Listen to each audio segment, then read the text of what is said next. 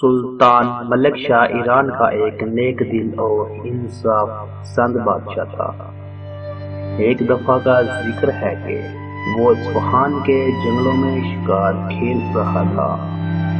شکار کے دوران میں اسے ایک گاؤں کے قریب ٹھہرنا پڑا۔ سپاہیوں نے ایک باغ میں سلطان کا خیمہ لگا دیا اور اس کے آس پاس اپنے خیمے لگا لیے۔ کچھ دیر بعد سپاہیوں نے دیکھا کہ گاؤں کے قریب ایک موٹی تازہ گائے چر رہی ہے۔ اس گائے کے ساتھ کوئی آدمی نہیں تھا۔ 2-3 سپاہی گئے اور گائے کو پکڑ لائے۔ پھر انہوں نے گائے کو ذبح کیا اور اس کا گوشت بھون کر کھا گئے۔ سلطان ملک شاہ کو سپاہیوں کی اس حرکت کا کوئی علم نہ ہوا۔ وہ گائے ایک غریب بڑھیا کی تھی۔ اس کے 3 چھوٹے چھوٹے بچے تھے جو اس گائے کے دودھ سے پرورش پا رہے تھے۔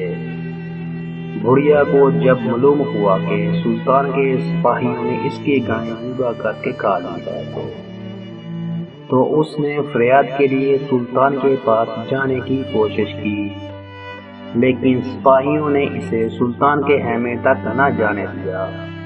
وہ بیچاری مایوس ہو کر گھر واپس آ گئی۔ اگلے دن سلطان نے وہاں سے کوچ کیا۔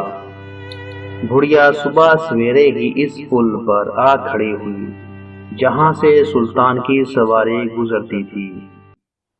جب سلطان اس پل پر آیا تو بڑھیا نے آگے بڑھ کے اس کے گھوڑے کی لگام پکڑ لی اور کہنے لگی، اے سلطان، میرا انصاف کہاں کرو گے، اس پل پر یا اس پل پر؟ سلطان ملک شاہ فوراً سمجھ گیا کہ اس پل سے بڑھیا کا مطلب پل صراط ہے، جس پر سے قیامت کے دن ہر شخص کو گزرنا ہے۔ بڑھیا کی بات سن کر وہ خوف کے مارے سر سے پاؤں تک کانپ اٹھا۔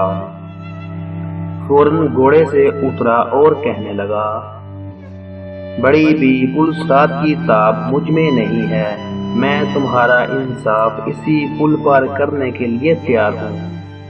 اپنا حال بیان کرو اور بتاؤ کہ تمہارے ساتھ کیا ظلم ہوا اور کس نے کیا ہے۔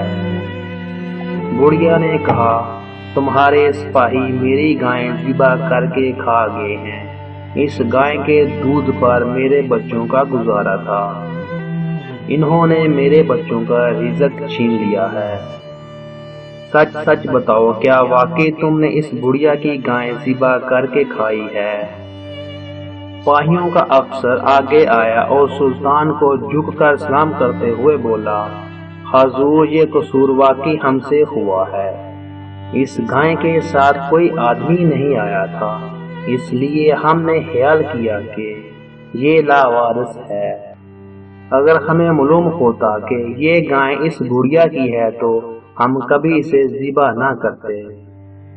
سلطان یہ سن کر بڑھیا سے کہنے لگا، بڑی بھی، میں ایک گائے کے بدلے تمہیں 70 گائیں دیتا ہوں، کیا تم اس پر راضی ہو جاؤ گی اور مجھے اور میرے سپاہیوں کو معاف کر دو گی؟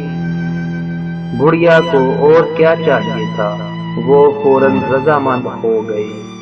سلطان نے اسے 70 گائیں دی، اس کے علاوہ اور بہت کچھ دے کر اسے خوش کیا۔ اور جب بڑھیا نے خوش ہو کر سلطان اور اس کے سپاہیوں کو معاف کر دیا تو تب ہی سلطان نے آگے قدم بڑھایا۔